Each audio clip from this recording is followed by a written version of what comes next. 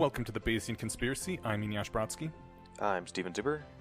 I'm Jay Sticky, and I'm Katrina Stanton. Katrina! Oh my God. Welcome back! Throwback. It has been ages since you've been on. God, I don't even know how long. Your kid is like 3 now, right? 3.5. 3.5. So it's been at least 4.5 years since you've been on, right? Sounds about right. I didn't know this podcast had been going that long. Did we just How realize old we're are we? old? Yeah. Oh, it Old. was 2016 when I left the podcast. Okay. So It's 6 years now. That's a disappointingly long time, just because age has befallen us, Yes. apparently. Well, welcome back. You left to pursue a variety of other things in your life, at least one of which was having a kid. Yeah, and she's fantastic. Awesome. I couldn't be happier with her. That's great. I love the story behind her name, but I don't think you'd necessarily want her name aired, so we're not going to go into that. Yeah. We can make up a fake one and give it a great backstory. Sure. What was the name of Chalupa Batman, because she lost a bet. Perfect. All right. I was going to go with the sergeant from Wreck-It Ralph, but Calhoun. Calhoun, that's right, who had the most tragic backstory in all of the gaming verse. That was fantastic. All right, so what's her name? Batman or Calhoun? Let's go to Calhoun, because Chalupa Batman is too many syllables. Yes, it is. All right. Also, what is a chalupa Batman? It was on a TV show. Okay. I think each person got to pick a name, and they had to amalgamate both of them. Okay. Yeah. Cool. Well, we're talking about your kid a lot because it is directly relevant to today's topic. The Roe v. Wade thing happened about 2 months ago, and we've talked about that at least twice now on the podcast. One episode was dedicated to it. But one of the interesting, I thought, objections to people who are both non-religious and kind of wary about abortion rights was that, well, you're taking away a potential future of a human, which once the egg and sperm join, if you just let it go, there'd be a human there. And I was like, I feel like this person does not understand that it's just not like egg and sperm join and 9 months later it's like, oh, hey, baby. It requires a huge amount of biological resources and investment from the mother's body. And it has to be ensouled. And it has to be ensouled. Yeah, you got to petition God, which is a whole long process in itself. So I wanted to go over a lot of the things that happen during pregnancy and childbirth because it's a whole ordeal. It's almost, in my words, body horror. So it's not just a, hey, if you just leave it alone, suddenly there's a person in 9 months. This is a whole thing. And you are the one of us of the former co-hosts / hosts of the podcast who has been pregnant. So you were so nice as to say, yes, you would come help us do this. Yes, I also had a notably terrible experience. Oh, more terrible than usual? No. Okay.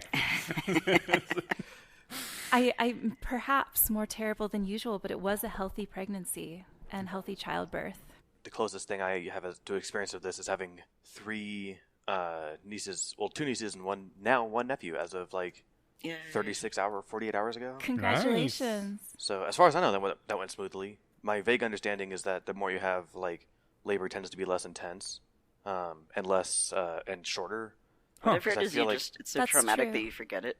There's definitely that too. I think that's part of it. But I think that it does take less time because I know that the first one she was in labor, it felt like all day, and this one, I think it was 5 p.m. and then at 8:30 there was a text with a baby in it. Well, pushing is shorter Gotcha. on subsequent pregnancies, and also tearing. There's less tearing, which is really nice. Most people tear in 1 or 2 or more directions with their first child. It seems like the kind of thing that should have been evolved out, but I guess it wasn't lethal enough. We need our big heads. I guess. Yeah. Do we?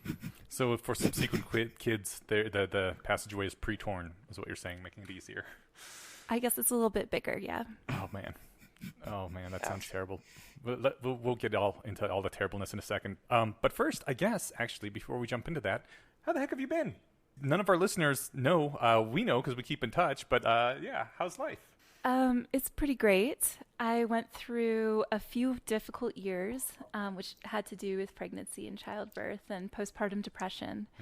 But now I'm feeling really good, and I'm happy with my little girl. That's awesome. Yeah. And your postpartum depression also happened to coincide with the plague years, which is pretty awful. Even worse. Yeah, it was easing up, though. Yeah, but that's enough to make anybody depressed. So Plague. first postpartum depression, then plague. So yeah, bad times all around. But better now. And you moved. Are you happier in your new place?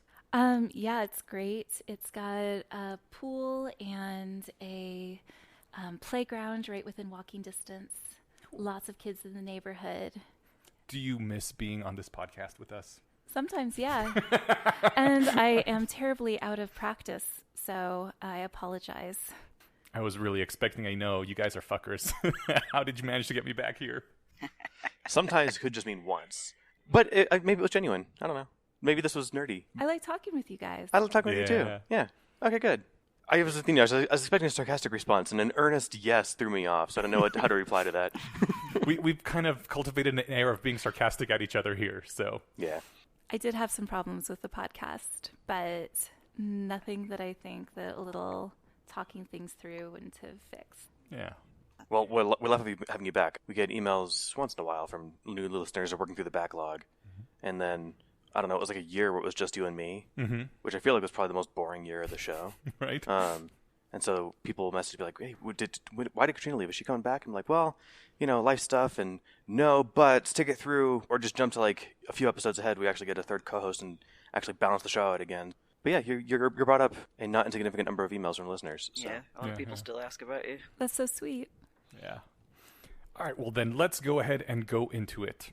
I guess I was first alerted to this particular thing that happens. Okay, so I did not know until you started telling me what pregnancy is like, because I was brought up in the American school system where they just tell you don't have sex because it'll ruin your life forever. And my parents are what I think is the typical American parent where they're like, I'm really squeamish talking to my kids about sex stuff, so they don't get to know any of this. So I was also of the opinion that, like, yeah, someone gets pregnant, they're uncomfortable for a while, and then there's a kid. And I had no idea that, like, the vast amount of changes that the body goes through, and that specifically the fetus sort of attacks the mother at the time, which was crazy. I not long after I was talking with you, I wasn't looking for this article. It was just one of those awesome coincidences that the world likes to throw at you, where whenever you're focusing on something, suddenly more stuff comes in on that particular thing, which again leads to my, what is the term? Paranoia? It's not really paranoia. Megalomania? Megalomania? Egocentrism? I can, yeah, that sounds accurate. Spotlight bias. Yeah. But an article that basically pointed out that the biological investment in having a fetus is really very big. And so the mother's body likes to do things like make sure you're a nice, healthy fetus. And the fetus is like, hey, fuck you, don't try to kill me. And clamps on and fights back. And that there's this whole war within the uterus. The relationship's really antagonistic. It was shocking. I did not realize that that is how it was. I couldn't find that specific article, but I found another similar one, which we will be linking in the show notes, called Why Pregnancy is a Biological War Between Mother and Baby. And I figured we would touch on that and also get your experiences, because I know you told me more than just what's in here.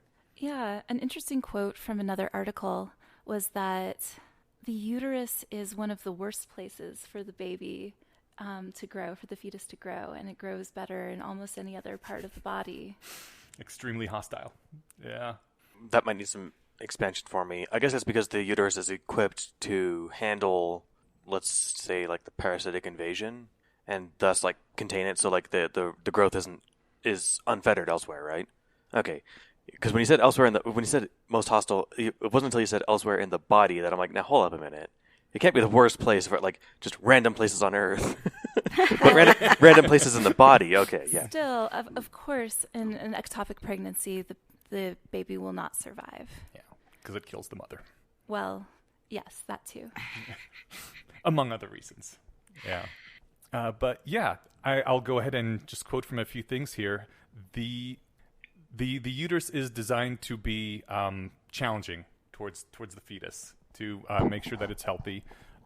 And the fetus, in part, it says cells from the invading placenta digest their way through the endometrial surface, puncturing the mother's arteries, swarming inside, and remodeling them to suit the fetus. Outside of pregnancy, these arteries are tiny, twisty things spiraling through the depths of the uterine wall. The invading placental cells paralyze the vessels so they cannot contract, then pump them full of growth hormones, widening them tenfold to capture more maternal blood. These fetal cells are so invasive that colonies of them often persist in the mother for the rest of her life, having migrated to her liver, brain, and other organs. Yeah, that's a great way that you can get genetic testing. Not quite genetic testing, but testing for fetal cells is just taking the mother's blood, and you can find out if your baby is a male or female, and if they have Down syndrome or other major genetic disorders with additional chromosomes. That's another thing I learned just today. I always thought that they took it from the placenta or the fetus or something, just from the mother's blood. They can from the mother's blood. If you want full genetic testing and you want to confirm what you found out in the blood test, then you can go for something like amniocentesis. Okay. Where they take the amniotic fluid from inside the uterus. Okay. And they determine what's the fetal cell fragments or gene fragments or whatever in the blood by comparing that to like a tissue sample or something? So if you're XX and you have a baby who's XY, oh yeah, that makes it easy. They're going to find that the Y's in the blood. If there are any in there, then that's an indication that the baby is male. If they don't, that's an indication the baby is female. If they find a greater proportion of, say, chromosome 13, that's an indication that there's a trisomy. Is 13. that the Down syndrome? Yes. Okay. That's awesome. That makes sense. That's really cool. And it's relatively new that people have been able to do that just by drawing blood. You used to be able to decide between a couple different very invasive and a little bit risky procedures. if you're just, can't they, I guess maybe it's later on in development. I suppose they could check really early the whatever, X or early, XY. but it looks like a chicken or a lizard. Yeah, but I mean, so if you're ultrasounding, you said, what am I trying to say here? The blood testing would probably tell you more earlier than ultrasounding would, right? That's right. Yeah. Absolutely. It can tell you within like 12 weeks, whereas you have to wait a little bit longer on the ultrasound to figure out if the baby has a penis or not, basically. So I'm assuming I'm not too weird as a human in the fact that I am extremely grossed out by weird body invasion stuff. I hate body horror things, and I often won't watch them when they're on TV or in movies. But like parasites, worms in your body, anything like that, just oh my God. And this sort of like reminds me of that there's another organism's cells in your body growing in your organs, which I guess isn't that weird, but it contributed to my, oh my God, this is fucked up. That Don't tell any Ash about gut flora. That's right. I'm familiar with gut flora. I've come to accept gut flora. But microscopic things don't feel quite as bad. It's interesting because I love parasites. Yeah. And I took several parasitology courses. I'm a biologist. I was going to say you're particularly fond of one parasite. I am. She's about 3.5. Yeah. And I even considered becoming a host for parasitic protozoan to just see what it's like. Yeah. What is it like? Well, what is it? My daughter Batman is not a parasitic protozoan. Right. But I thought that I would be okay sharing my body with another organism. And it turned out I wasn't. I just wasn't okay with it. I wanted to feel like I owned my own body and was mostly in control of it. And that kind of just went out the window in several different ways.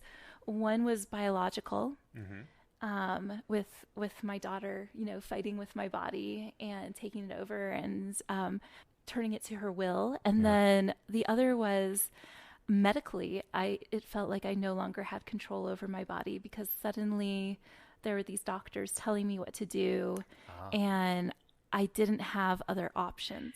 Do you remember the Monty Python scheme where there's like a bunch of idiot doctors and a woman giving birth, and at one point she tries to say something and the doctor's like, "Be quiet, you're not qualified." Yes, it was like that all the time. And it turned out that my doctors were wrong about some things. Do you remember which things in specific? Well, One thing was before I even started to try to get pregnant, I went to a psychiatrist because I knew that I was on a schedule, or not a schedule, but a category D drug. Now, the way that these categories go, they all relate to pregnancy, the safety of different drugs during pregnancy, and it goes A through D plus X. Okay. And which one is the bad? The bad is D and X. Okay. So you do not, those are counterindicated for pregnancy. You do not want to be taking them. And I had been on a category D medication since I was 17 years old, and had been unsuccessful trying to get off of it previously because it's very addictive. So I went to a psychiatrist and I said, I am interested in getting pregnant. Under your care, I'd like to transition off of this drug onto drugs that are compatible with pregnancy. Yeah. And my psychiatrist was like, yes, I'm a professional. I can do that. Here are some things that you can take. And the whole process took maybe a year or so of getting off that medication and onto these other ones. I got pregnant. And then after seeing an actual gynecologist, obstetrician, found out that my psychiatrist had put me on another category D drug that I then had to try to wean off of during my pregnancy when my hormones were already super wacky, and it made the whole thing much less pleasant. So I recommend actually looking up the medications that you're on, looking up the category of those medications, even if a professional tells you that they're fine. That's super frustrating because I think you might be making a similar point, which is that the annoying part about like doctors being a barrier to access drugs is that I have to get a permission slip from like a doctor to say that yes, you're allowed to take modafinil or something, right? Mm-hmm. But the only perk of that is that when the doctor says yes, you can take this, I assume that they know what they're doing, that they've confirmed that yeah, you're good to take this. If they're not even doing that part, then what are they qualified to hand me a permission slip for? One thing I've learned over my past couple decades of adulthood is that I was taught that doctors know what they're doing, and I was taught a lie. Doctors have more of a clue than the average layman, but you really have to always do your own homework. And I know that sucks because a lot of people don't have the freaking time, or some people even the ability to like look these things up and understand them and Google them. But a lot of them just have outdated information or don't. If you are entrusting yourself entirely to a doctor, you're rolling dice. Yeah, I fired my psychiatrist. Yeah. I have a new one now. Yay. And I'm on, not that I want to get pregnant again, because I definitely don't, and have taken, taken permanent measures. Taken permanent measures. Hell yeah, sterility club. That's right. So that I don't get pregnant again. But I am on medications that would be compatible with that, and doing great. So cool. Yeah. So happy ending to that story. Yeah. Minus the fact that this psychiatrist didn't get enough trouble to satisfy my need for vengeance there, but he doubled down. Well, I told him, hey, that's a category D, and I now need to get off of this last moment. And he's like, no, it's perfectly fine. I've seen plenty of patients who've gone through healthy pregnancies. I'm like, anecdotal evidence. It sucks that you have to take heroic responsibility just for your own medical decisions, but this is the world.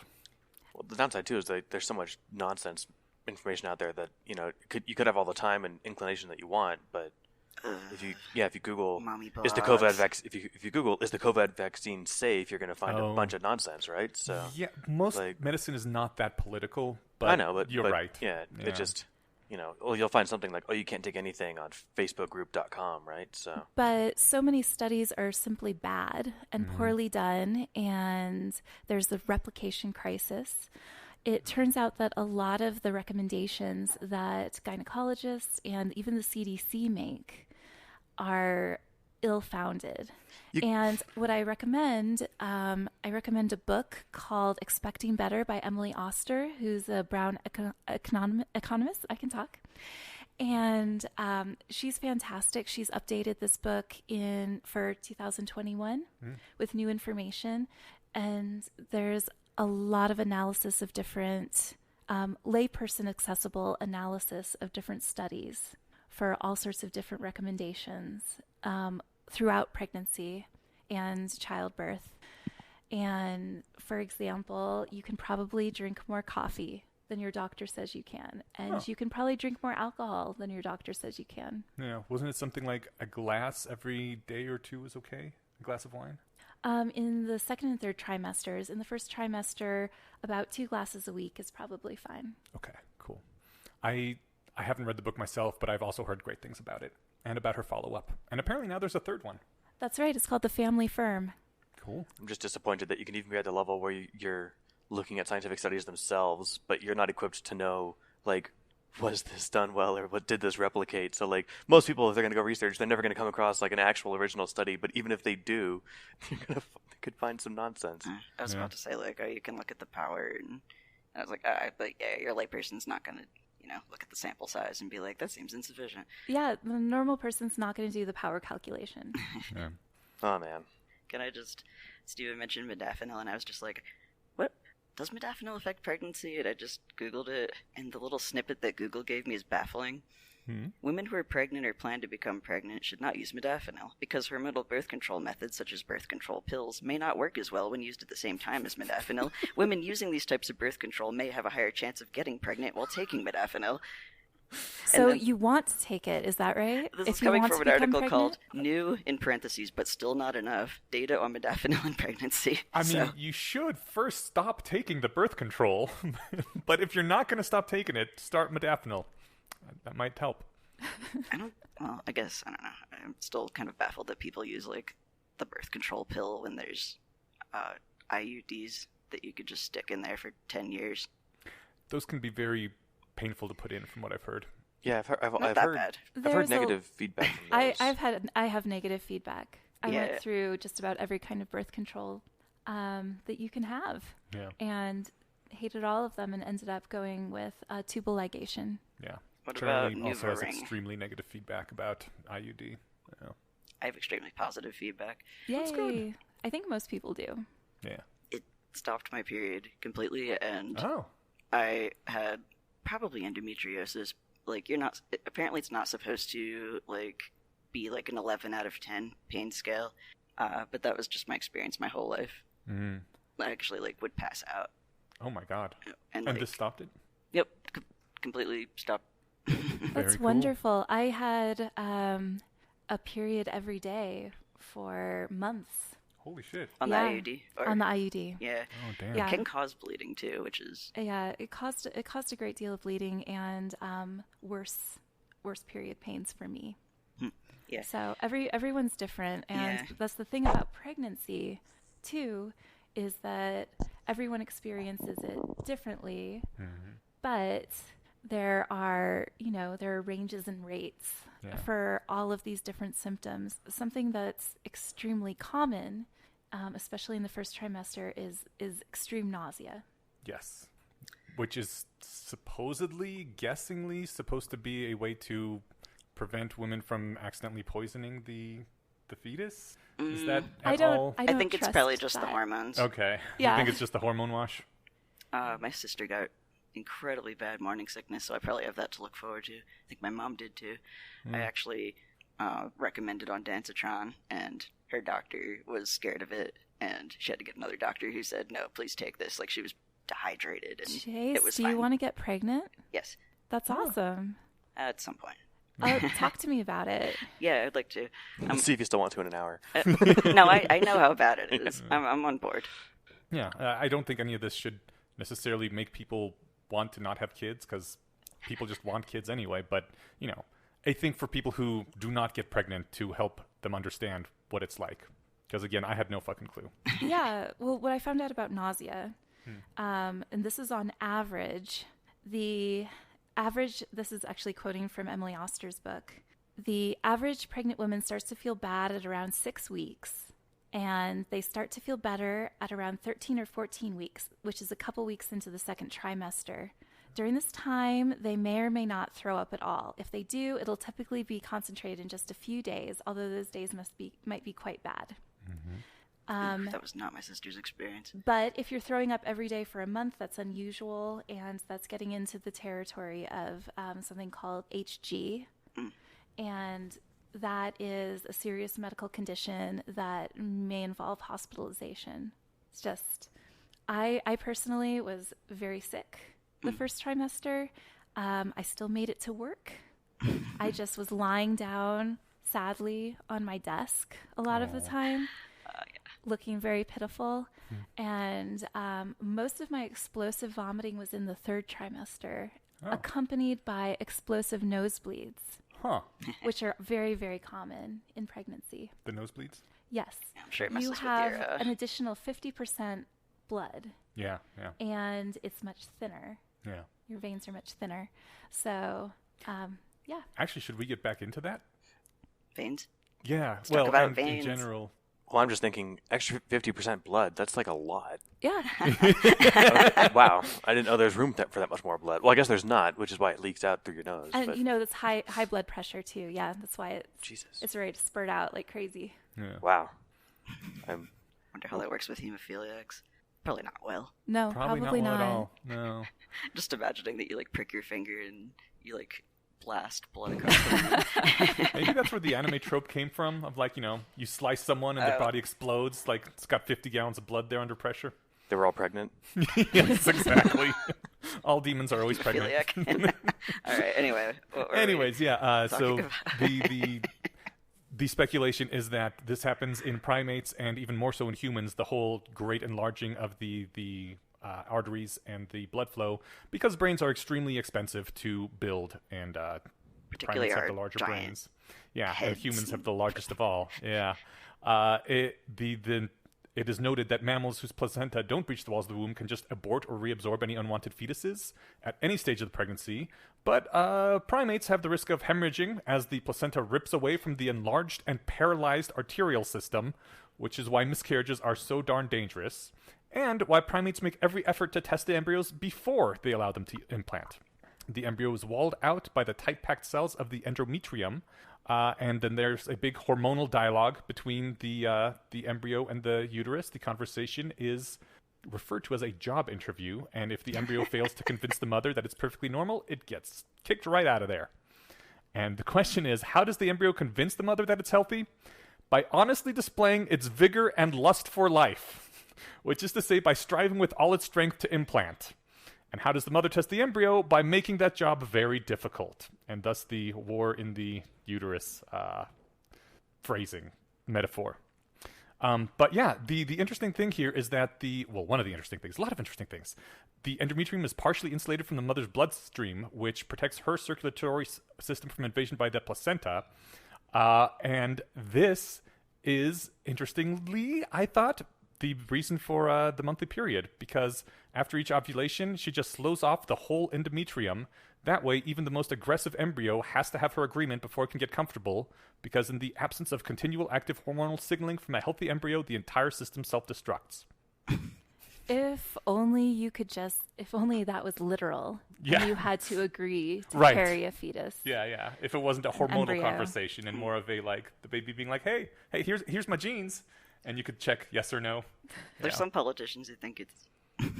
Who was the asshole who was like, Oh. women can't get pregnant from rape because The mother's body has a way to shut that down? Yeah. Yeah. God, I remember that. if only. All right. We wouldn't be having this discussion if that were. Yeah. Anyway. But the mother struggles to pass hormone signals into the womb due to this whole barrier thing. The embryo, once it's implanted and has, opened up those arteries, gets full access to her tissues. Which means, first of all, that the mother can no longer control the nutrient supply she offers the fetus, not without reducing the nutrient supply to her own tissues, and the fetus can release its hormones into the mother's bloodstream, thus manipulating her. Which takes us to the whole hormone thing.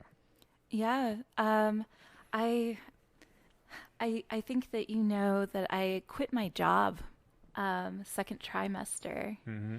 And I was just so miserable. There were a couple different reasons that I did it, but I think that one of them was just that I was really hormonal. I was also doing a lot of field work and getting pretty big. Yeah, much So, harder. Yeah, it was a little bit more difficult to get off on going all those trailless roads. But also you have an alien life form trying to control your emotions and your body through hormonal invasion. You already said you hated it. What was it like? Did you feel your emotions changing?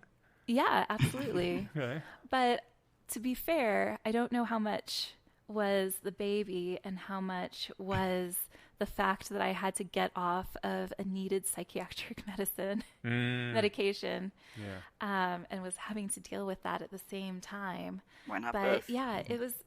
There were a lot of moments where I felt like I wanted to bail, but I couldn't. Right. You're already mid-second trimester, right? Well, even early on, I was thinking, like, this is bad. This is really bad.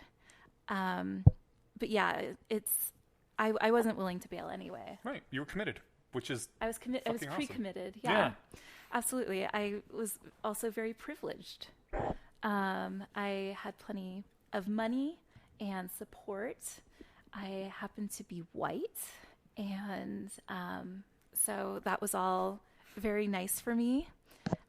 My likelihood of surviving my pregnancy is higher than if I were a Black or Latina person. Although I will say that maternal mortality in the U.S. is very low. There's been a lot of news about it being higher than other developed countries, which is true. Okay. It's just our healthcare system, right? Yeah. Or is it a combination of that and our like fast food lifestyles? I am not exactly sure. I think that there's a lot of controversy I'm sure. over why our maternal mortality rate is so high, but it's about 11 in 100,000 births. That's not very high at all. No. I mean, at least not compared to the ancestral average. That's right. I believe 40% of ancestral humans did not make it to menopause. 40% of ancestral females, anyway. Yeah, I don't know it about was No, actually- ancestral men made it to menopause. That's a good point. That was just the pregnant wives killing them. Right. Menopause. Menopause. Yeah. When you said that white women are less likely, so I'm not sure what the rate was, if that 11% is the average or if that's for That's the average for all pregnant people. in the U.S. That's right. And is it 11 out of 100,000, not 11%. Oh, God. Did I say 11%? Yeah. Thank you for clarifying that. Yeah. You said that it was higher amongst non-white women. Is that from access to medicine or income, or is that like... Genetic? yeah, that's the other possibility, but I can't imagine I'm pretty how that sure could be it's the not case. genetic. Yeah. I will say that Black women suffer from complications more often, and it probably has to do with the fact that they're more likely to be poor. Do white poor women have the same rate of complications as black poor women? That is a good question. I think we should look that up and get that answer. Cool. It's amazing how like numbers like that are harder to like they aren't like on the front page of those, because I remember hearing something about the United States having a high maternal mortality rate, and so I looked this up like last year. I can't remember any of the numbers that I found, but it was something like what you guys are reporting. It would be nice if it just gave you like the breakdown of like all the questions, like all the relevant questions you would have on the same chart, but they never do. At least in my Something experience. That's interesting related to maternal and infant mortality is that I couldn't get my hospital to tell me what their rates were. Oh. And I asked a bunch of different people and tried That's to... reassuring. Yeah. Yes, they wouldn't. And in fact, they told me that if I had that information, that I wouldn't be trusted to understand it. Oh my God. They told me, well, you know, our mortality rate might look really high because we're such a good hospital that people who have complicated pregnancies come to us before other hospitals. And I'm like, oh, well, or you could trust me to look at the information and take those things into account. We could, you know, get granular with it and look for, you know, as a percentage of people who have gestational diabetes, how many, you know, preterm births result in infant mortality. You know, we could do that. No, if you're not you're, smart enough to have you're ready to. information. And the thing is, they must have that information, I would assume but so. they were just not willing to share it. Did you try any other hospitals? Were there any hospitals willing to share it? I didn't, because I lived right next to that hospital. Okay. And they also told me that no matter where I went, I wouldn't find anybody willing to give me that information. Well, that might be a lie. That could be. If I had like the extra time, I would be tempted just to go to other hospitals and be like, look, this and this hospital told me. So if you aren't telling me, I think you got something to hide and you can fuck right off. But then I would go to them anyway because they're next door. I can see why they wouldn't give that like on the introductory pamphlet for like, so you're gonna have a baby here in 6 months brochure that they give you, because that is complicated data, right? Yes. But you're asking about it, and you're actually equipped to understand it. And like the thing about, they could, and maybe they're being, maybe they're hinting at their actual numbers, maybe they're giving it like an example, but like, no, we could have high numbers, but that's because we take risky cases. Like that's actually just true. Like big modern hospitals have a higher rate of failure than like small local hospitals because they take more difficult patients, right? Mm-hmm. But you understand that. So I guess what I'm saying is like I get why they don't hand the information to anybody without asking, but when you ask and you just you're a customer. Yeah. It's like I wouldn't let someone into my house to work on stuff. Like, hey, how often does this not work? I'm not going to tell you that. So okay, well then leave, right? That's nuts. Jeez. I did find an article about the racial differences in maternal mortality, and it seems like Hispanic and Black women are like 2 to 6 times more likely, regardless of socioeconomic status, to die. Damn. Regardless of socioeconomic status. Varies a lot depending on where they live. And the study says, like, none of these authors are able to explain the racial differences in maternal mortality rates. However, quality of prenatal delivery and postpartum care, as well as interaction between health-seeking behaviors and satisfaction with care, may explain the difference. So, take that as you will, I guess. Yeah, keep this and earmark it for the show notes if you don't mind. That's interesting. Oh, yeah, and then also, the rates have not improved since 1987. Okay. For anybody or just those two demographics? It only talks about Black, Hispanic, and white women, but yeah, that's not good. No, weird. Yeah, that rate of socioeconomic status not making a difference is very interesting. The article goes on to say that white people are just more likely to seek like prenatal care, be like proactive, and have good experiences going to doctors, hospitals, etc. Okay. And I'm assuming because, again, like racism and probably more Hispanic and Black women have to work throughout multiple pregnancies or whatever, that they're just Yeah, I was lucky to be able to quit my job. Mm-hmm. Yeah. Mm-hmm. Yeah. A lot of people don't have that option. No. Well, real quick, going back to the hormones, since the main thing the fetus wants is lots of blood and nutrients in order to grow big and healthy. Don't we all want that? It says, in particular, the fetus increases its production of a hormone that prompts the mother's brain to release cortisol, the primary stress hormone. Cortisol suppresses her immune system, stopping it from attacking the fetus, and more importantly, it increases her blood pressure so that more blood pumps past the placenta and consequently more nutrients are available. So, this thing is literally stressing you out on a basic biological level to get more blood. And like you said, the high blood pressure thing. I didn't pull out these quotes from the article, but there was a thing where the mother's body reacts by issuing counter hormones that are like, no, don't increase the blood pressure. And the fetus counterreacts by increasing even more. It said in the last trimester of pregnancy, up to 25% of the energy budget of the fetus is spent on creating these hormones to make the mother stressed out and high blood pressure-y. Also, the leading cause of maternal death are hemorrhage, pregnancy-induced hypertension, and embolism. So. Yes. It's not good. So a major problem. And you said that wasn't even all of it. And there were other articles I read that had the same thing where I remember you saying that you literally felt like there was a fog coming over your brain and the pregnancy made you stupider while you had it. Like, yes, I still feel stupider. I was going to ask. I was going to ask because I've heard that from multiple people. Yeah. I feel significantly stupider, and it's very embarrassing. Still? Yes. Oh, wow. Although I do feel better, and I've kind of come to terms with it. I mean, I had a... But sometimes it can be permanent, and other articles that I've read support that, too. I'd never heard that until I heard anecdotal experiences, and I looked it up. Like, nobody ever... that's not common knowledge. Pregnancy can make you stupider, permanently or temporarily. And I remember being that way post my surgery for quite a while. I feel like I've mostly recovered, but it's a horrible feeling when you're like, I used to be able to do this, and now I just can't. When did it happen? When did it occur? How did it feel, if you can put it into words? Oh, it's just slow. My memory just got worse and worse. and my recall and my processing power.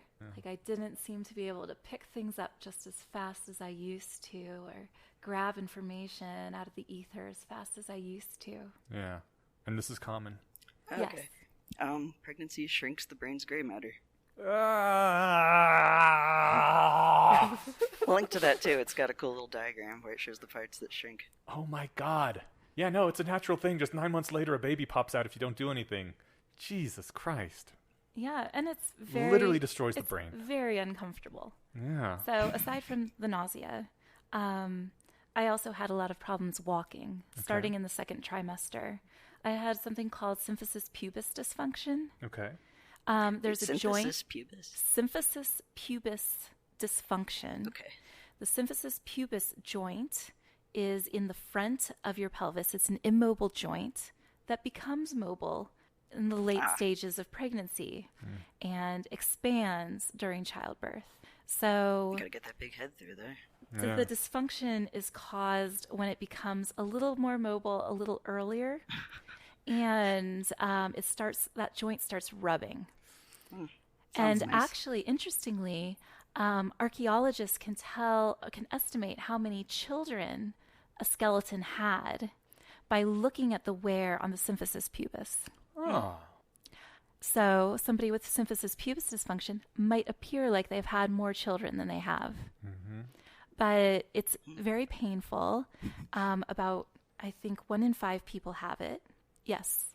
And, it's really nasty. Add to that, severe headaches are very common in pregnancy. Okay.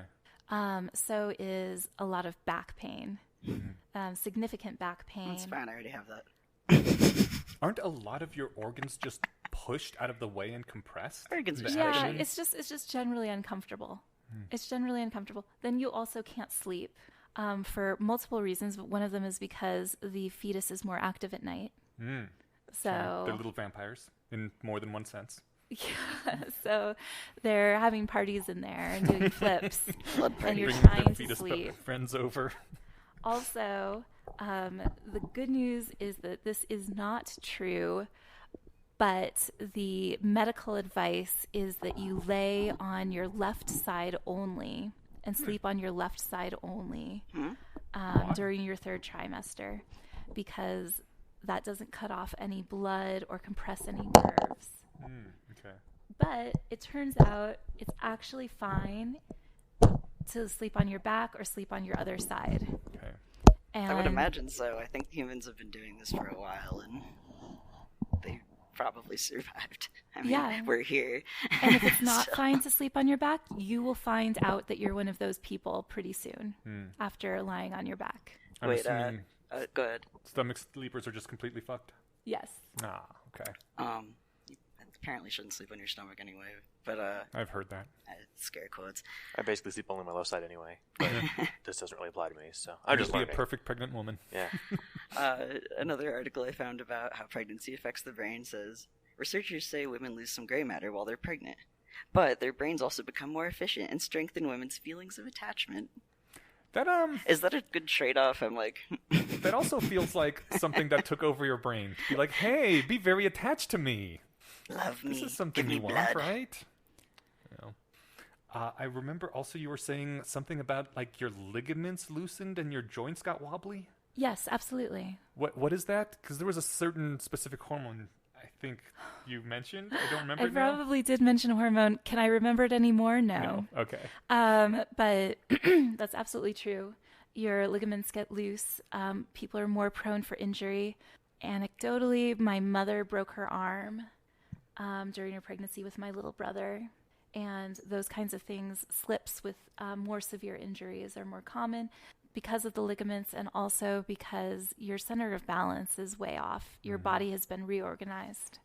Do the ligaments tighten up again after pregnancy? Yes. They do. Okay, cool. Does that central think so. pubis thing stop being Yes. flexible? Okay. Thank goodness. A lot of these things that happen during pregnancy go away after pregnancy. Now, a lot of the actually giving birth is a major medical event. Yes. And that can have really long-term long-term consequences on the body. Yeah, even though the death rate is way down, it is not a simple procedure by any means. Yeah, well, having a baby in a hospital with all sorts of medical care right there is very safe. Mm-hmm. But it's also just, it's dreadful. Yeah. I was hemorrhaging. I think everybody loses quite a lot of blood. You have extra blood to lose, so that's nice. But there was also like yelling in the room, like. Is it just you or is someone else yelling? Because that would be it just was stressful. someone else. Like the doctors and nurses are yelling at each other. Like, the uterus isn't clamping down. We need more Pitocin. More. Let's use our indoor voices, people. For fuck's sake, I'm trying to have a baby. Or, what do you mean you're out of this drug? Go get it now. And then the that's a nurse scary thing to hear. bolts out the door. Damn. And you feel really calm because you've lost so much blood. Seriously? Yeah. Oh. And your heart rate's really low. Huh. And you just don't have that much blood left. And you're just like, well, I probably won't die. I wonder if that's a common thing when people are bleeding to death, that you start to get calm.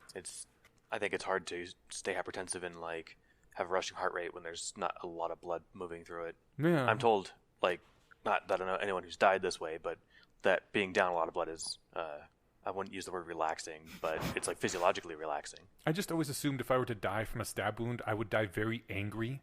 Like, I can't believe this fucker stabbed me. I hate him so much. I want to kill him. And there's all these things I didn't do. I think until you got too worn out to be angry. Yeah, and then it turns out, like, I guess this is okay. You mentioned, like, all the, that it's safe in a hospital and there's lots of medical people around. I remember once, like, in college, it was, like, some English class or something, but people were giving speeches on whatever they felt like giving speeches on. And I can't remember any of the specifics, but it was a woman talking about, like, that pregnancy is like the one time when you're not actually sick, where it's treated like you have a medical problem, and it was like all these insinuations about like sexist medical stuff, but it was advocating in favor of like doulas and home births. Home births and stuff. Doulas are a great idea. Home births are maybe more dicey. I think that and I wasn't equipped both as like not being able to give birth or having done any homework, but like. My thought at the time was like, yeah, it's treated like a medical thing when it's like not a medical problem, but it is a medical event. You have like an 8-pound mass that you're going to be pushing out, when in the delivery room, and it's going to get out one way or another. Like, this sounds like a medical emergency, right? But it was like, I just remember like they hit that point over and over about like, this is the only time that someone is treated like it's a medical problem when it's not a medical problem. I disagree. Medical problem. Disagree with. I disagree with that person who is giving the talk. Yeah. You feel terribly sick. It's definitely a for medical one. problem. Yeah, there's all sorts of different issues happening that are very painful and very uncomfortable, and then some of those issues are almost deadly. When they put in the epidural, it's very normal for blood pressure and heart rate to go down. For me, my blood pressure and heart rate didn't go up. That's the point at which the doctor yelled at the nurse to go get the medication that they were out of to raise my heart rate. And that's the point I was like, okay. At least I'm not experiencing such terrible labor pains anymore. Damn. How was getting the epidural? Aside from, like the actual process of injecting it. Well, it took too damn long. Yeah. It didn't kick in time? So they want you to have contractions that are like 5 minutes apart or less, I believe. They'll tell you exactly what time to come to the hospital. But mine were rolling. They were rolling one into the other. By the point that I got the epidural, I didn't have any relief. It was just contraction after contraction. And it took them so long to get me into the hospital, into a room, have the person, go get the person who does the epidurals, and set everything up. Luckily, I didn't have a wet tap, which is what happens when they accidentally puncture your spine and put the medication into your spinal fluid. That results a few days later in apparently like the worst headache that you've ever had for several days? Well, yeah. I think my sister might have had that with her first. I don't believe she had an epidural with the later two because the first one was so dicey. There was some issue where they also couldn't remove the needle. Oh, damn. For maybe safety reasons or something. She left it in for like hours, which I don't know how that was safe, but I'm not a doctor. But she had a number of blood clots. She went to the hospital. It's great because she's like right on the cusp of like hypochondriac, but she went in. Like, if I say right now, like, her fingers were numb, do your fingers get it all numb? Or is it just me who can imagine it? Like, I mean, it happens sometimes. right. My arms but, are in like, a weird right position. now, I'm saying that, and my fingers are tingling, right? Oh. Anyway, so, like, for me, it's really easy to induce that just by, like, the suggestion. But she went to the hospital a few days after she had her first kid and had an MRI, and they're like, okay, we're not going to let your husband drive you. We're going to take you down to the Anschutz Medical Center in Denver because they're really good at brain stuff. You need to stay in the hospital for, like, 10, 12, 14 days.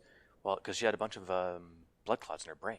And it was, after a few days, it was just really, really boring, you know, because they've got to slowly titrate up the blood thinners. Yeah. But it was like 15 minutes from my house. I was able to visit a bunch. Anyway, so that was just my thought. So wet tap might have been what happened there. I don't think they never had like no one, of course, admitted, here's what happened, this is why you almost died. No one came to her and explained that. But A wet tap shouldn't almost kill you or cause brain clots. Okay, I figured if it was causing a headache, it might have done something else in that region then. Yeah, so something else happened then, but... brain clots are often painless. It was, I don't know if... I don't think she didn't, like I said, it wasn't a headache that took her to the hospital, it was numbness in her digits, but... Yeah. And so I thought... I heard brain thing, and I assumed this other brain thing was involved, but I guess not. So maybe something different. Okay, mystery stays open. Yeah. But other than that, things worked out great. You know, good enough that she wanted another kid. Fun fact... Let's see. What are the odds that her son will hear this? I mean, if he hears it right now, no big deal. He doesn't know English If he yet. hears it in 10 years. Probably next to nothing. I would assume basically zero. Unless we're so famous that it doesn't matter because you can apologize to him with $10 million. And this is a funny anecdote. So she learned she was pregnant the week that her husband got a vasectomy. With their last kid. Which doesn't mean that it was an accident. It means it was a happy miracle, right? Yeah, However you want to what's interpret the big deal if he were to hear that? They weren't planning on him, you know? Okay. So, some kids... I still find that weird because, like, it's been a very recent phenomenon that people plan on kids. I think it's like a dig at, like, it was a common thing even, like, you know, whatever playground stuff, like, oh, you're an accident or something, right? Like, well, that was like an insult. That's like, fucking weird, man. I don't know. My I like sister to joke got pretty messed up by hearing that. My brother and I like to joke are each half of an accident because you can't plan on it having twins, so... I don't know. My parents came from the old world, and at one point, my sister was trying to hurt my mom. Early teens, 12, 13, you know, when kids are really awful. She was like, well, you can tell that I was an accident. And my mom was like, what the fuck are you talking about? We were married. We were having sex. Kids happen. This is not a country where people plan for kids. You just assume kids will happen. Oh, yeah. I remember, like, watching some documentary when I was young about people living in the Victorian era, and they had, like, for periods, like, washable pads made of cloth, and I kind of just assumed that was how people did, and I found out much later that actually a lot of women never had very many periods in their lives because they were always pregnant or nursing. Yeah. And that's cool. I didn't mean to derail us so far. I thought I just found an interesting thing to Google as far as solving that 3.5-year-old mystery about the brain thing my sister had, so... Speaking of not having any control over your body, the contractions are not a thing you can do, right? I mean, they're not voluntary. No. Okay. It's another thing where the fetus is just like, hey, fuck you, I'm coming out, and your body's like... And the contractions can start a week before. Okay. About. Really? Yeah. Wow. And they rack your body. I had always thought that it was like the water breaks, the baby starts coming, and the contractions are soon after. No, that's in movies and cartoons. Yeah, that's where didn't break. My knowledge of pregnancy comes from. My water didn't break until I was 10 centimeters dilated, which is when it's time to push. Oh. Yeah. In fact, they didn't believe me when I said that my water hadn't broken and thought that it had, because they reached in and thought that they were feeling my child's bald head. Mm-hmm. But really it was pressed up against the membrane. Okay. Ooh, yeah. Yeah. And then it broke, and then it was time. I mean, I've had cramps before. I sometimes have just a little twitch in my right eye, and that's insanely annoying because it's like, body, what are you doing? I didn't say to do that. But yeah, like just cramps, constant, coming. Can't do anything about them. I think it's less like Not cramps cramps, and but, more like a full body. Like the Convulsions? closest I can imagine that non-pregnant people would go through is like vomiting, where it's like your entire body's involved. It's Oh, so it's everything's not flexing. just cramps. A contraction? Oh, okay. Yeah, I so think what is a it's- contraction then? Because I assumed it was like kind of cramps in the uterine area. It's like it is a muscular. It's like cramps, but like a taser. You know, Shit. it's like everything's Yeah. flexing, right? Am I right? Yeah, well, yes, it's in your uterus, and it's an intensive cramp because a cramp is your muscle tightening all at once, Okay. and it's your uterus getting ready to push out that baby. Just getting ready. Those Braxton Hicks contractions can happen pretty early. The first time I had one, I just almost fell over. Damn. It was so intense, I kind of fell to the wall. I was at the gym after floating in the pool, which I did every day. And I heartily recommend if you have access to a pool. The Braxton Hicks or false labor contractions that you had like a week in advance, those like happened and then went away for a few days, right? Or were they present for like the week leading up to real labor? Well, they don't happen that often. So it wasn't like every couple of hours or whatever? They start happening a little bit more often, more and more often. And then I'd say that the contractions at first aren't that bad, and they get really, really intensely bad. But and then also really close together, so you don't have any relief from them. Yeah, it's pretty nasty. And then we have the pregnancy itself, which a lot of tearing I've heard. You mean Usually. the birth part? The You said birth part. pregnancy. Oh, did I Yeah. say pregnancy? I meant the birth part. Yeah. It's pretty terrible. I was on an epidural. I still felt a lot of pain. And I hadn't slept for over 24 hours at that point because I couldn't sleep with somebody coming in and turning me around and me being on the epidural and in a hospital with Hospitals are noise so loud. all the time. Yeah. And so I was already exhausted when it was time to push. So your labor was like around the range of 24 hours long? Yeah. Oh, man. I mean, actual labor tends to go on for longer than that. And then the pushing part, I think, was only for about an hour and a half. Only. And it is extremely variable. It can be several hours, or it can be very quick. And if you've had a previous child, it tends to be on the quicker side. But it was pretty awful. I ended up, I was less and less able to push towards the end. So Just out of sheer exhaustion, right? out of sheer exhaustion. Yeah. And I was just, second guessing myself. And I don't know, you have to have a lot of mental toughness to make it through that. So I asked for help. I asked for an instrument assisted birth. Okay. And my doctor showed up. By the way, your obstetrician, you think that they're going to be with you for a lot longer. They're only there when you're halfway through the pushing. Okay. So you start pushing and then they kind of show up eventually. Okay. So she showed up with a vacuum, All right. a vacuum seal, and put it on Batman's head and just pulled her head really hard to try to get it I was out going to of ask the like if they vaginal still canal. used forceps, but which I think they do, just I think they do still. more for I think turning the fetus the correct direction. Right. Or, I So guess the it- fetus is supposed to be face down, I think. They're definitely supposed to be head down. And so yeah, I didn't want a C-section. I was afraid that we were getting to the point where somebody would be like, well, if you can't handle it, then let's cut her Just out. cut it open. And so I was like, oh, let's try this vacuum. I also, for the record, did not know how invasive C-section was. I thought it was just like, yeah, a little slit, pull it out. No, they tear your abdomen open. Yeah, it's And- in there. Yeah, They have to separate your muscle tissue. yeah. Something else that happens during pregnancy is that your abdomen, your muscle tissue separates. It kind of opens like a curtain. And for some people, it never mends back together. That happened to my sister-in-law. Okay. So she just has a really big paunch, Aw. which is unfortunate. Yeah. It's not. It's more of a aesthetic issue Right. than anything else, though. Anyway, so they got the vacuum, pulling her out, and they told me beforehand that I might be more likely to tear. And I thought, oh, whatever, I'll deal with it. Because of the vacuum. Because of the vacuum. Okay. That's right. it turns out that tearing is a lot more likely. And I teared both front and back. God. Right down the middle. And was bleeding a lot from those. You immediately have to get stitches after the baby's out. And tearing is pretty common, right? Oh, it's extremely common, yes.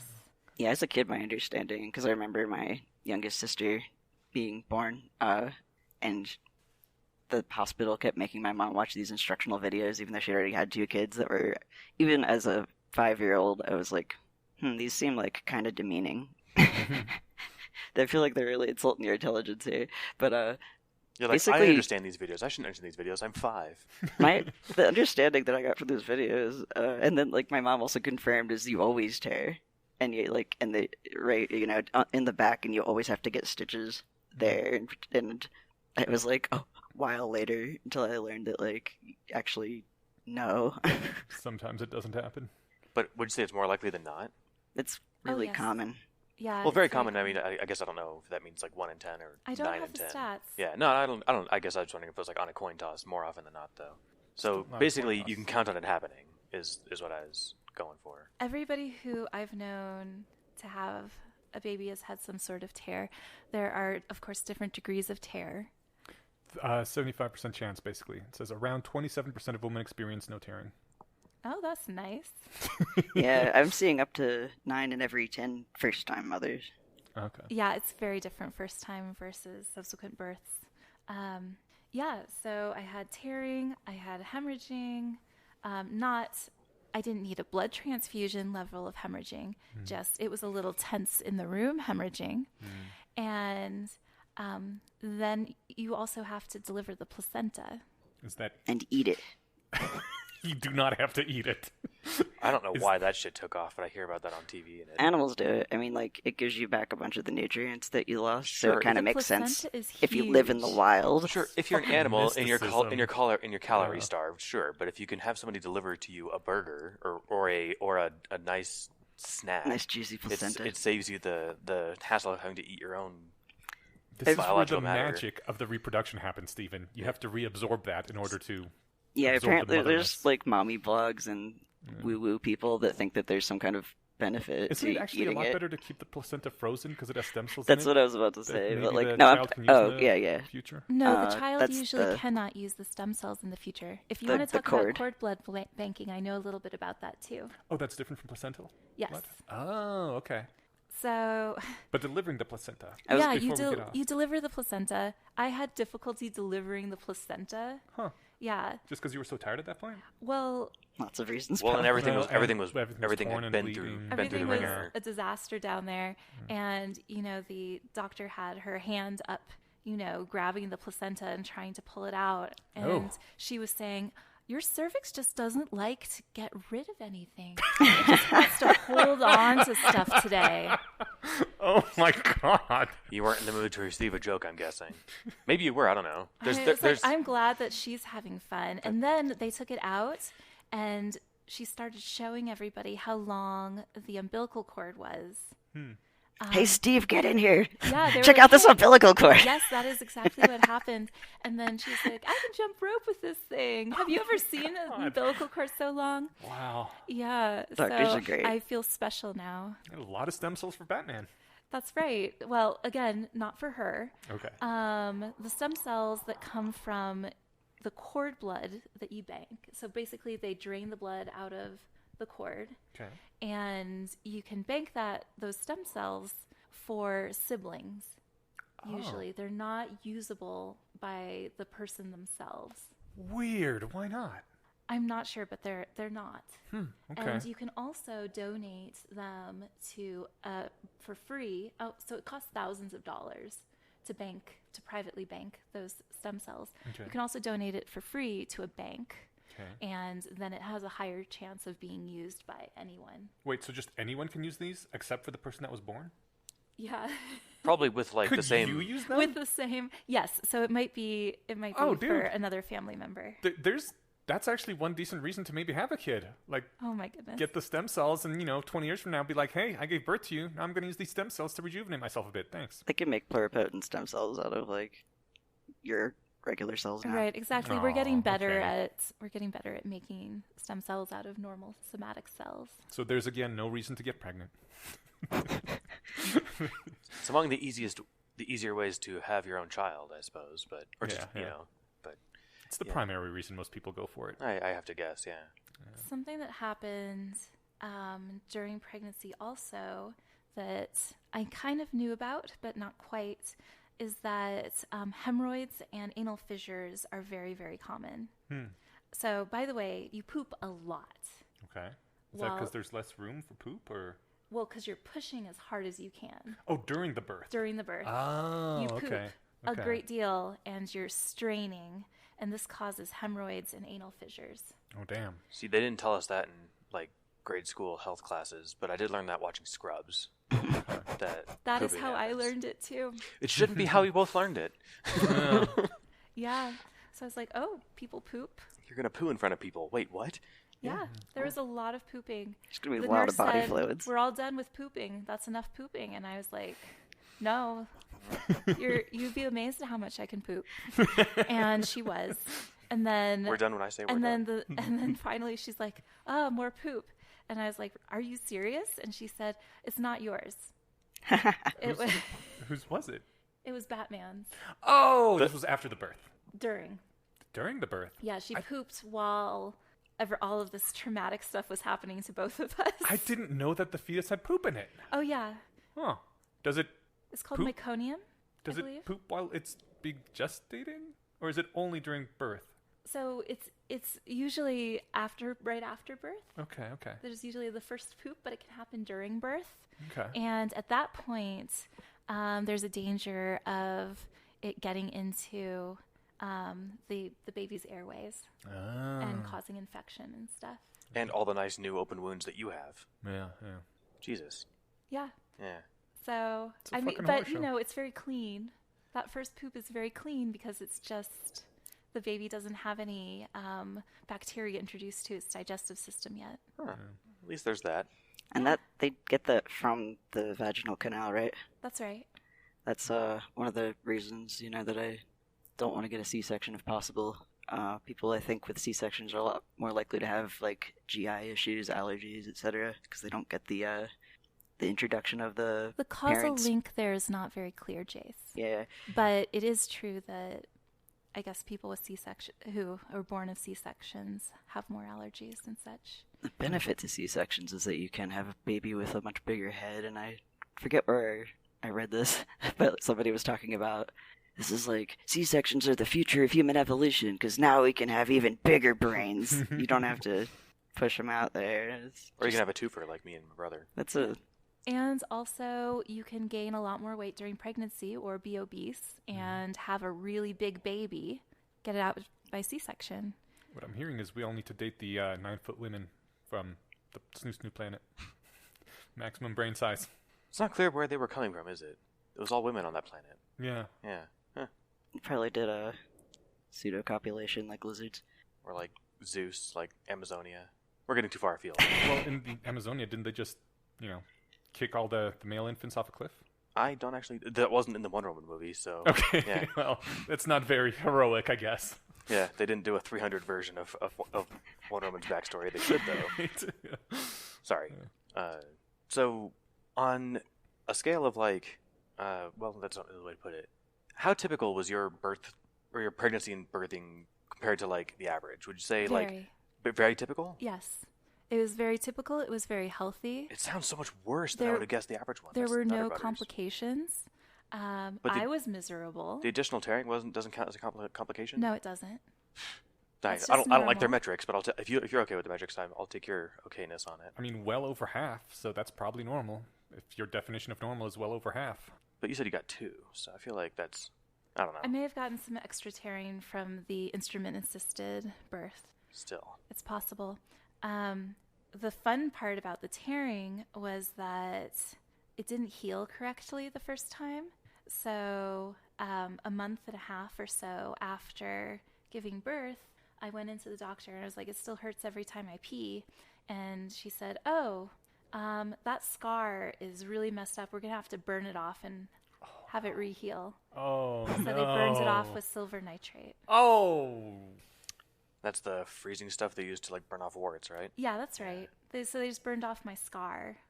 And of course, because you're, a new mother, you probably couldn't be generally anesthetized or probably not even Twilight. Like, were they able to anesthetize you at all for this? No, they didn't. They just burned it off. Jesus. At least give you a fucking shot of whiskey or something. It hurt. God damn. It was uncomfortable.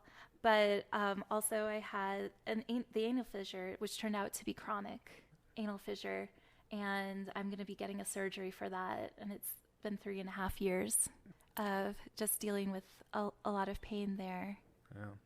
And Why then did also it your take labia that long? are never the same. Oh, yeah? Which wouldn't bother me, except that I get a tear every time I use a tampon without a lot of lubricant. Okay. You said what's never the same? Your labia. Oh. So it tears, Jesus, because tampons, I'm sure that doesn't happen to most people because, I feel like some of us would But have the heard about labia it. always changes for everyone. well, I guess it depends on how extensive your tearing is Okay. and in what direction. So And has mine that- went up through my labia. And is that resolved, or is that still an ongoing That's thing? an ongoing issue. Is that fixable? You can get Like labiaplasty. labiaplasty. More surgery, yeah, I guess. Yeah. Man. And every time I get a surgery, well, I've only gotten the one surgery to get my tubes tied since I've been pregnant, but I get flashbacks Oh, really? to pregnancy and to childbirth, and it's traumatic. Yeah, I was gonna say, so you have like PTSD from childbirth? Yeah. Maybe you're just more coherent throughout it than most people, but do you have any insight to why it is like some people... Cause I don't know anyone. I don't know that many people who've given birth, I guess, but nobody, comes out of there carrying their baby and they're like, that was awesome, right? So, but then they forget how much it sucked. Yeah. And then they go back for it. I think that's So- a real thing. I think that you really, really do forget. When Inyash asked me if I would be willing to talk about the horrors of pregnancy, I thought, oh, you should have asked me that, right after it happened. Yeah. Because, We would have had two very different stories, maybe. yeah, because I think that it was a couple hours of me passionately ranting at you Right. about how terrible it was in every way that you can imagine. And now I'm just like, yeah, it was uncomfortable. And several times when we met during your pregnancy, too, I got to learn a lot. I'm not sure if you would have mentioned the brain fog thing if I didn't specifically remember that and push it out, because that was one of the scariest things to me, that just, it makes you dumber. The fetus fights your brain. It shrinks your brain. Shrinks your brain. Also, approximately 9% of women experience PTSD following childbirth. Damn. That's a big percentage. Yeah. The other thing was the part of the reason I got pregnant was, the reason was to make a person who I could raise and love and hopefully steer into being a well-adjusted member of society who has a happy life. After I pushed her out, my husband immediately bonded with her, and I didn't. And a month later, I still didn't. And a month later, I still didn't. And I was getting a little nervous. It turns out that for a lot of people, it takes a while to bond with your new infant. Is that at all related to the PTSD and the horror that you went through? Possibly. Okay. Is that synonymous with postpartum depression, or can you be not depressed and also just not bond with your I think you can be not depressed. I was depressed. I had postpartum depression. I was because I was on depression and anxiety medication, I was at very high risk for postpartum depression, and that's exactly what happened. Also, I had this idea that after I gave birth, my body would be my own again, and that wasn't true. Oh, why's that? Well, suddenly I still had to provide all of the nutrition for this little person. With breastfeeding? With breastfeeding, yes. Okay. And it was very painful. Oh. And actually, one of the things that happened after I gave birth was that a nurse came up and grabbed my nipple and painfully pulled and twisted it What the fuck? without asking my buy permission. you a drink first? Why? Sorry. Why? Couldn't miss the joke. Because I wasn't producing milk as fast as they wanted me to. And that helps? And I was sitting there kind of squeezing my own nipples gingerly because they were in a lot of pain. And Like, I just gotta unscrew it. and there's just like, here. Oh. Just reached out and grabbed, and I was like, I yelled. And I was like, why did you do that? Don't do that. And the pressure to breastfeed is extremely high at the hospital. They have people coming in and trying to help you breastfeed constantly. I hated it. I always hated it. I hated it for as long as I did it, which was about 6 months before we went on to formula. Apparently formula's fine. And when I wasn't breastfeeding, I was If you can pumping. find it. Oh yeah, there's a shortage, right? Yeah. Right now, yeah. Yeah, I was always hooked up to something on my boobs and just immobile, and I felt like a cow must feel. So getting pregnant, very bad if you're into bodily autonomy. Yeah, but after I stopped breastfeeding, I felt better. That's good. Yeah. Well, and you told us a really cute story about, things are, out of the ballpark, crushing it now. Right? Yeah. So I think it's worth at least bringing part of this home on, like, everything turned out, like, as best as possible, right? Yeah. So, well, like, it did eventually. It took a couple years. And now my daughter says, I love you, and we love each other so much, and she always wants mommy hugs. Aww. She finally stopped telling me that her dad was her favorite parent. Batman's a bitch. Jesus. Well, I guess she didn't know. No. No. She doesn't know. I've heard some parents who go through that. That's very common, by the way, who like hide in a closet and cry after their kid rejects them. Aww. And I never hid in a closet and cried. I was just like, whatever. You don't know what you're saying. I don't like you either. Right.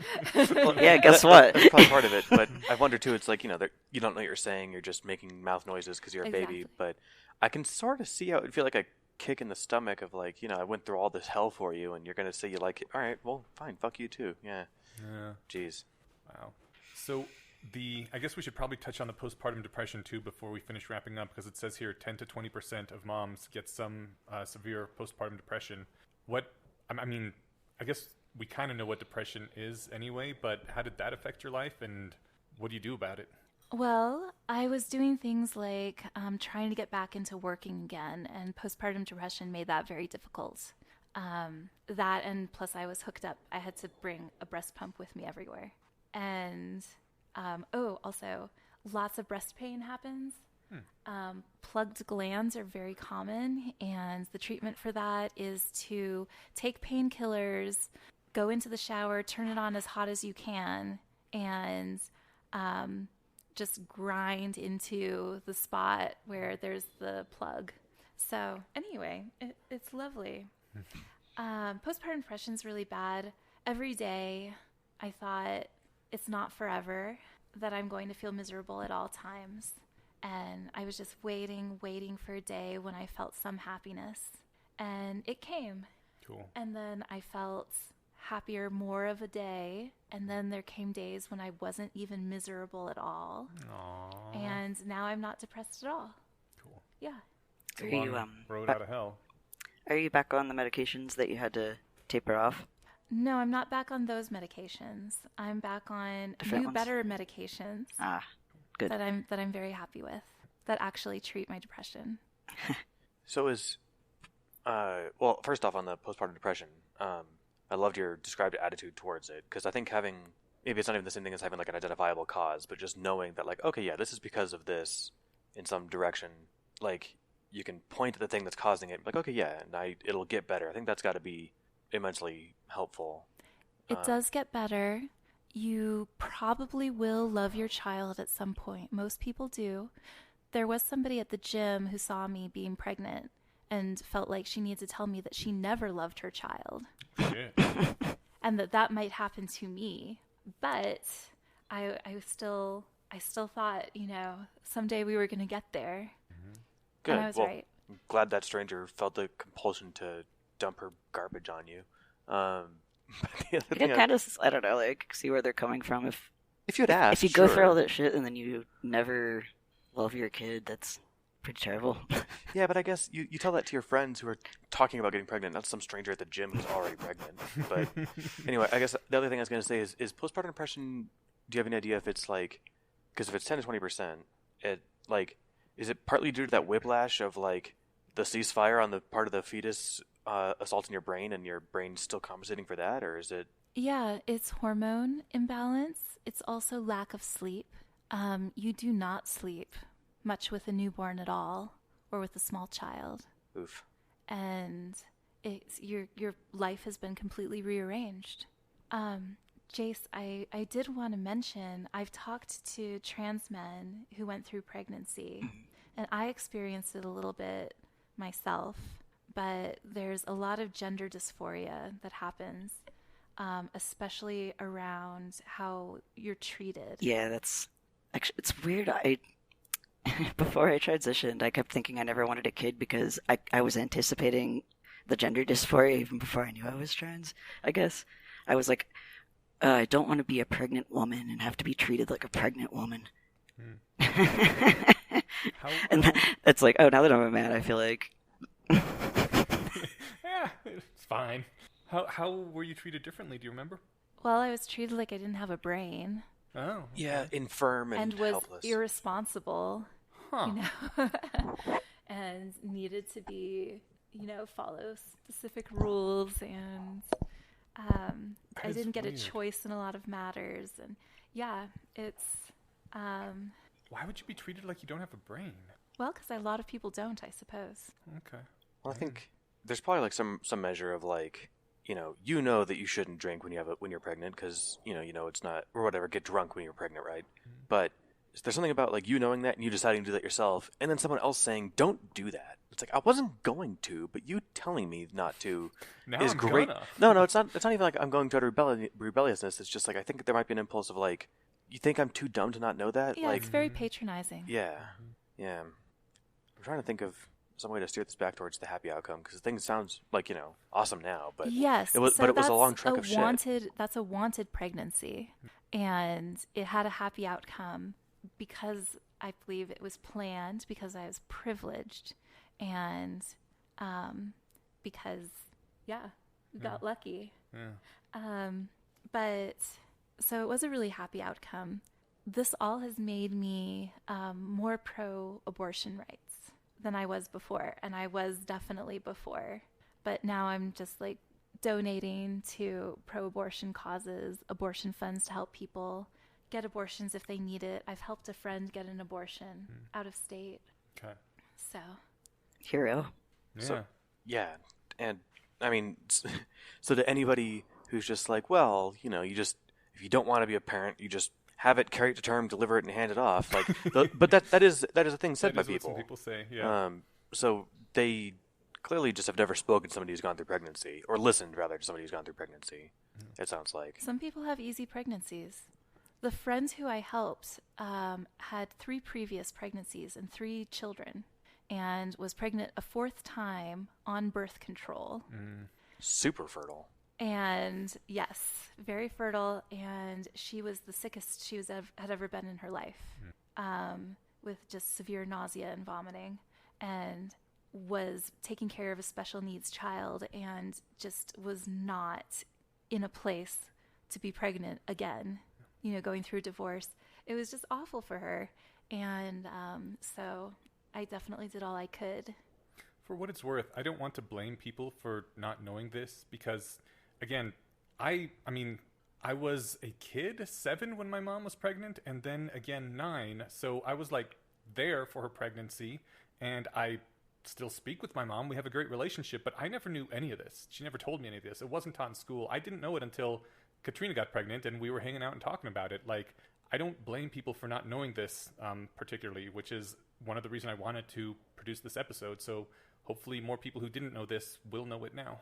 My mom told me that she didn't remember. Not that she lied to me, that she didn't remember anything about it. All 9 months, just couldn't remember any of it. It makes sense.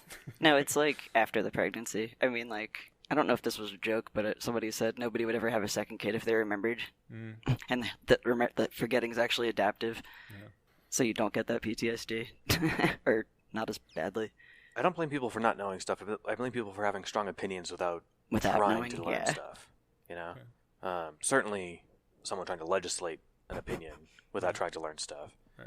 But yeah, I mean, yeah, I didn't know most of this stuff, and talked to my sister a lot when she was pregnant, and you know, I knew parts of some of this stuff, but nothing like the base rates of a lot of these things. I learned a lot, like, when I started, 2 or 3 years ago, I started thinking about having a kid and just researching it, because even though I was, like you, I was there for the pregnancy of my youngest sister, and it was considered, I think it still is, but it's getting better, but it was considered the secret thing. Like, you don't talk about it. I remember one time walking into a room with my mom and grandmother, and my mom was on a breast pump, and they were like, "Oh, get out, get out. You may not see this. Like, you know, you don't get to see this part of pregnancy." Yeah. That just sounds so much more horrible if you've gone through this terrible thing, and then you're expected to pretend that you're super happy, and pregnancy's great, and I love this baby, and it was fine. Do you think you're worried it'll discourage people from having kids? I don't know. I think people just are uncomfortable with knowing about it. I tried to join a pregnancy support group, and I was the only one who wanted to complain. And I just thought maybe there's something wrong with me as a person, as an individual person, where I can't handle what everybody else is able to take in stride. That's how everyone feels. Like, you know, what's wrong with me? I've seen that so often. I'm actually thinking of, and I should probably link to it, there's this series of comics called Still a Good Mom, and it's like the mom crying in the closet says still a good mom, you know, like there's a few other things, but like an awareness campaign that like it's pretty common to feel miserable and not to always make the best, like, you know, most healthy positive choice, because you know, like using formula. I don't, just real quick, I don't know if I have the wrong understanding of what a support group is, but it sounds like a place you go to complain and commiserate with people who can then hear your complaints and be like, "Oh yeah, been there. Let's talk about that." Other people don't want to. What do they need support with if they're not there to complain? Well, it wasn't called a support group. I looked hard for pregnancy support groups, and I only found one, which was crazy to me. Wow. And it was, That was in Denver? It was in Denver. Yeah, looking in Denver. And I only found one, and it was just a pregnant mommy's first-time pregnant mommy meetup. And so it wasn't called a support group, but I was like, I need support. I'm going to go. And I just went to one meetup, and I never went back. Was it just people sharing, like, their glowing happiness of... Yes. Were they playing Pregnant Women Are Smug on repeat during the meetup? I thought of that song often. I don't know that I've heard it. It's a great song. Not Simon and Garfunkel. Garfunkel notes. Oh, I know. Okay, I have heard that song. They're great. Yeah. Well, I don't want to discourage anyone from having kids because rationalists tend to not have a lot of kids, and I would like us to continue into the future. And for what it's worth, the rationalists I know that do have kids are extremely happy with them and say that this is the most fulfilling and rewarding thing they've done in their lives.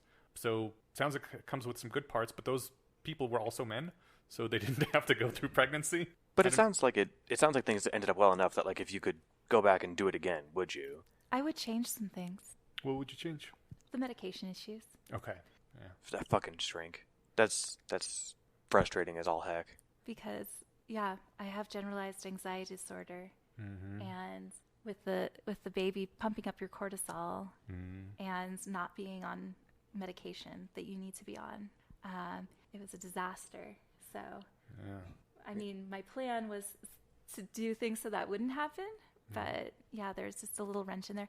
There's always a wrench in your plan. Oh God. When it comes to pregnancy and childbirth.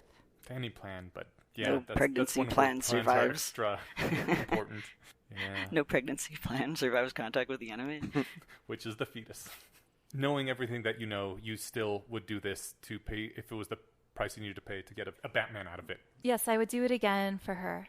Okay. I would do it again for my Batman. Well, you would do it once, the first time. Just once. Yeah, not a second time. No, never. Okay. I learned a lot. I found this really valuable. I do appreciate the sentiment of wanting more people to know what it's like from...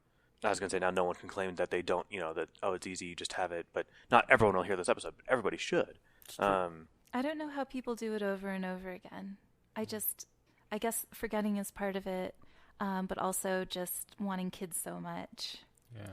That might be something worth touching on, because I know at least a couple of women who they've always wanted to be a mom. And, like, that's, like, a thing that they've wanted, I'm assuming, like, since puberty, maybe before, you know, they had dolls or something or whatever. But, like, they'll describe it that way, like, oh, I knew I always wanted to be a mom. And I don't know, I should find one that is going to have a second, but I don't know of anyone who fits that just yet. But, like, if they still feel that way after the first kid. I know people who definitely decided not to have additional children. Oh, yeah, after the first one? After the first one, even thinking that they wanted to have 4. I'm thinking that I want to, but we'll see. My wife knew somebody, or worked with somebody, who said, because somebody else was taking off maternity leave or whatever, and this came up, but that they really liked being pregnant. And that surprised me, and we both kind of speculated, like, I wonder if she's just lying to us or to herself, or if she enjoyed it. Some people like some people like getting their period. So. Some people love being pregnant, and I'm not sure if my friend was lying to me about it, but I definitely had a friend who just thought it was great. My sister-in-law thought it was great. Yeah, was pretty happy with the whole thing. Maybe they forgot all the symptoms, or maybe there's just something about, like, knowing that there is something really, really cool happening, that, you know, you're gestating a life, which is, you know, you're creating a human being, which is super hard. The coolest part is seeing the baby in your stomach. Not your stomach. like as you're digesting the baby on the ultrasound is really exciting. Every time you get to do that, and then when you first start to feel the baby moving around, it gets a little old, but the novelty wears off. But the first few times is like mind-blowing. It's kind of cool because you can actually see a little hand move across your stomach, like in all the cool horror movies, except sweet and adorable. No, I meant that kind of funny, but no, that sounds kind of like what I was imagining. Yeah, that there's something, you know, I don't want to throw the word miraculous around, but something like that, where it sounds like an unparalleled experience. There's also something to, like, going through hell and surviving it and having something you're proud of on the other end of it. This child. Yeah, you're like, I did that. I mean, I know a lot of Army guys seem to absolutely love the basic training hell camp. They're like, this was one of the worst parts of my life and also one of the best parts of my life. Surviving the trenches. I get that. Yeah. Hey, we're back. We're going to the less wrong posts now, and our first one is 2 cult koans. Is that how you pronounce it? Does anyone know? Yeah. Okay. The last several weeks, maybe more than that, several months, we've been reading Eliezer's sequences, and they were going on a whole bunch of things about how a lot of causes turn into cults, want to turn into cults. Here's some of the ways it happens: the evaporative cooling of beliefs, the happy death spirals. Don't do this because this would be bad, and it ruins your ability to be rational when you are stuck in this sort of mindset that this idea is the most important thing, and we should promote it. He's continuing on this whole don't be a cult thing, but in this particular post, I got the impression that he was like, here's some things that's not being a cult, but some people may say it's being a cult, and that's kind of dumb. Is that the impression you guys got from the 2 cult koans post? More or less. Yeah. I mean, it's done in a, whatever, allegory style. This one of those posts, right? Yeah. The second one specifically was just like, the guy has a problem with the robes and hats, and he's like, okay, well, you know, it's not a cult. Well, what I liked, there was, so the 5-second version is that the student is like, I'm worried this is a cult, and then, you know, is assuaged. Then later on, their student says, I'm worried this is a cult. And it's like, all right, well, then put on this wizard's hat. And I'm trying to find the line where it says, you know, okay, that's insane. How will that help? I'm sorry, but having to wear these robes and the hood, it just seems like we're the bloody Freemasons or something. Oh, no, I see. There was a line break, or there was a ... I thought that was in the post. How can this possibly help the wizard hat? Well, since you're so concerned about the interactions of clothing and probability theory, it should not surprise you that you must wear a special hat to understand. Followed by, when the novice attained the rank of a grad student, he took the name Bozo and would only discuss rationality while wearing a clown suit, which was the line that I enjoyed. I feel like Kutowski's mentioned clown suits at least twice, and I'm disappointed that I haven't seen a video of him giving a talk in a clown suit. Maybe someday. Dolly, that's going to be the next thing. Right. And ask it to make a picture of Eliezer in a clown suit. Yeah, I think if you're, like, register as a clown, I don't think it's eggs anymore because those break easily, but it's like a porcelain painting of the pattern that you put on your face. Mm-hmm. They, like, live in a museum. Like, if you're registering with, like, the Guild of Clowns. Is the Insane Clown Posse in there? I doubt it, but maybe. I haven't done that much. I've only heard of this, so I don't even... Maybe if I Google Guild of Clowns, something will come up, but I'll do that later. Because right now we're moving on to Wait, before we did, I wanted to hit one thing that I pulled out of it. False laughter was a really good lead-in after clowns, but that's totally fine. Right, because no one actually laughs at clowns. They are not funny. The thing I pulled out was from the first koan, where the student, I was going to say kid, but who knows, maybe he's an adult student, is really anxious about being seen as a cult member. And the guru says, "You're too anxious about your self-image. You came to me to seek reassurance. If you had been truly curious, not knowing one way or the other, you would have thought of ways to resolve your doubts. But you needed to resolve your cognitive dissonance. You were willing to put on a silly hat," because he tells him to put on a giant cowboy hat, and then he'll explain to him. The guy's like, "Okay, fine," and he puts on the hat. "When you concentrate on real-world questions, the worth or worthlessness of your understanding will soon become apparent." Specifically pointed out the sort of like, you're like a swordsman looking to the side to see if anyone thinks you look silly wielding the sword. Like, use the techniques, and it doesn't matter what you do in your free time if the techniques help you understand the world better. Is that reasonable summary? Yeah, I like that. And if the techniques don't help you see the world as it correctly is, don't use the techniques. Yeah, if you find it's not your thing, no one's going to make you stick around. We don't even charge dues. Okay, on to false laughter then. Stephen, what was false laughter about? I was Googling the clown registry. I just sent you the link for it. Easy punches don't count as real jokes or creative humor. Cool. That's my one sentence distillation. Okay. Yeah, I really liked your summary in Ash satire. Achieve surprise by saying out loud the thoughts you didn't dare think. Fake satire repeats thoughts you were already thinking. I always wonder what the difference is between satire and parody and other jokes, because like, you kind of see it, you kind of know it when you see it, but I hadn't ever really thought about deeply what it is. The part where it's saying out loud the thoughts you didn't dare think, that is a pretty decent summary. I thought, like, Swift's Modest Proposal was satire. It is. But, like, no one's thinking they should actually do that, unless they were. Maybe they were? Yeah, I don't know. I think it was making fun of bad government policy or something, right? Yeah. So that was okay, yeah. Maybe he was making fun of a specific thing that was happening in the political sphere at the time. Yeah. Well, yeah, it was about the poor. Oh, yeah, and I guess the message wasn't like we should be eating babies. The message was like, this is what a bureaucratically formulated argument sounds like, and this is the kind of bullshit reason that goes into it. Mm-hmm. So it wasn't about the baby eating proposal. It was about like making fun of bad basis for government decision making. Yeah. And in that case, it was satirical. All right. Okay, there we go. All right. It's the thought you didn't dare think. Yeah. It's the thought that took me a minute to think. He does say that a test for derisive laughter is if the joke would still be funny if it wasn't the hated enemy getting a kick in the pants. I want to pull this out because he gave the example, Bill Gates once got hit by an unexpected pie in the face. Would it still have been funny, albeit less funny, if Linus Torvalds had gotten hit by the pie? Like, in addition to this being good advice, I really like this line because of how much context it places this post in. It lets you know around the time it was written when Bill Gates was still the head of Microsoft rather than a philanthropist that most people love. The Microsoft versus Linux wars were still kind of big in geek circles. It lets you know that he's geeky enough to know who Linus is and that he's responsible for Linux, and that he has strong opinions, or at least hangs around with people who have strong opinions on Windows versus Linux. It was a lot jammed into that one sentence. It didn't say whether it was an apple pie, though. Oh, that would have been so funny. That was really good. That's a good litmus test to me for like good humor good comedy in the first place too. Like, I always like jokes where like I can relate to if I'm not like, there's a difference between being the butt of the joke, like your group or whatever, or at least being able to like be in it. Like, what am I trying to say?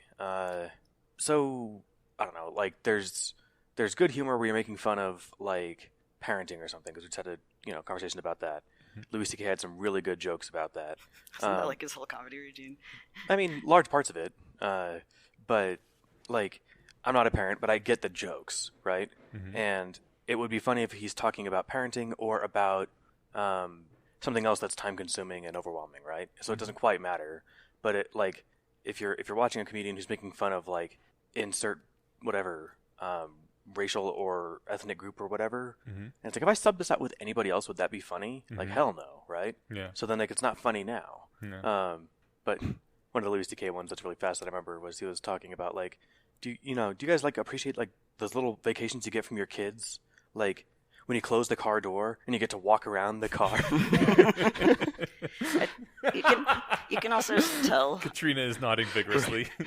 What I like is that he when But you can tell he loves his kid. Oh, totally. Like, even if, you don't know him, you don't know anything about him, but, like, he's making fun of his kid and himself, but you can still feel that there's affection there. I would be really uncomfortable if somebody was making the same jokes, but I didn't have that feeling. Like, my kid's terrible. Yeah. If you didn't feel like, there's another long joke about, they were out, like, on some vacation or something, like a real one, and there was, like, a wild pony, and he's, like, wakes up the daughter to go show her. And of course it bites her, and so they're trying to figure out. So like it was that helped to illustrate like, oh yeah, he cares about his kids. But anyway, the vacation joke I just liked because this is taking us too far afield, but I like comedy, so I'm gonna nerd out for a second. George Carlin talked about how like one key to a good joke is exaggeration. Right, and that joke sets it up really well. When you think vacation from your kids, you think like drop them off at your parents' house for the weekend, not the 3 seconds that you get where you can't hear them through the window, right? Yeah. All right. It's so true, though. Yeah, I can only imagine. Luckily, I only have to imagine. But there's just those few minutes when the screaming is muffled, and you just stand outside the car. Oh. You're like, maybe I could muffle it with a pillow. Just for a little bit. Yeah, that's why I don't fault my parents for smoking.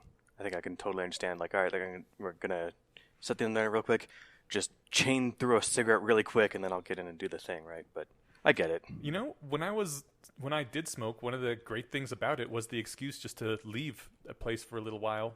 Maybe that was. That's why literally everybody I know who started smoking in my age group did. Yeah. Because we worked at restaurants or something thereof where you don't get breaks unless you get 5 minutes an hour to go smoke. That would be great. So. You like for that reason. Pass the baby off to the other partner, be like, I gotta go smoke. It's yours now for the next 10 minutes. Eliezer does say, if you find yourself in a group of people who tell consistently unfunny jokes about the hated enemy, it may be a good time to head for the hills before you start to laugh as well.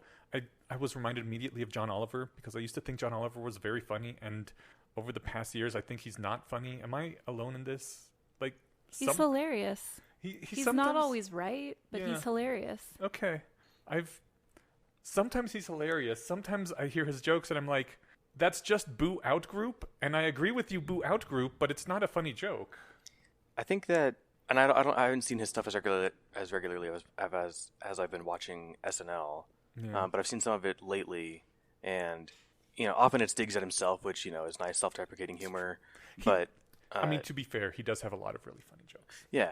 And I think some of them are applicable, but what I like about like Weekend Update does really good political jokes, but they're very even-handed about it. Yeah. So they'll be like, here's a picture of Mitch McConnell, and it's like him smiling, like looking at a child drowning in a bathtub, and it's like they'll do that, but then they'll also and here's a picture of Joe Biden seen, I don't know, insert joke, right? But it's always like so inappropriate for the picture. Yeah. But they're pretty even-handed in the jokes, and so I think that's. You might laugh harder at the hated out group ones or something, or there might be it is a different nature, right? They're not insinuating that Biden would laugh at like a puppy drowning or something, right? Mm-hmm.